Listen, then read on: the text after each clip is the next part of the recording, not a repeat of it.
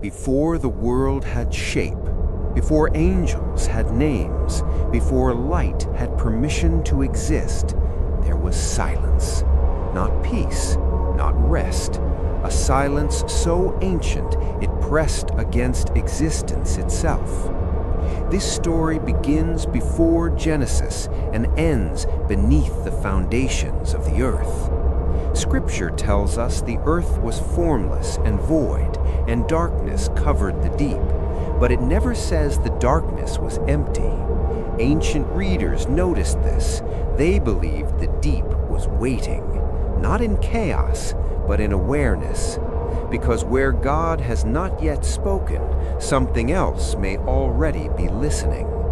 The waters moved slowly, not stirred by wind, not touched by command.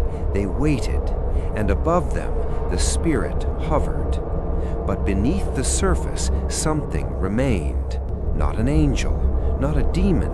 It had no rebellion, because rebellion requires law, and law had not yet been spoken. It was unfinished potential, aware of light, but never invited into it. Then came the moment creation remembers. God spoke, "Let there be light," and light obeyed instantly. But the darkness did not vanish. It withdrew, driven downward, compressed, buried. Light did not destroy it. Light sealed it beneath reality, and the foundations of the world were laid on top of something God chose not to explain. Ancient teachers feared one idea more than demons, that something was never judged, not cursed, not redeemed, only ignored. They believed the ground groans because something beneath it remembers being seen and then forgotten.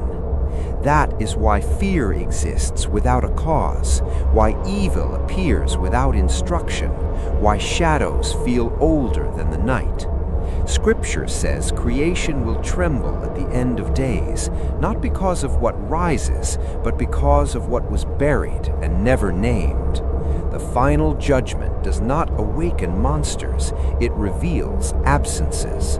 And some silences have been waiting since before the first sunrise to be broken. Creation began with light, but it was built on top of silence, and silence has a memory.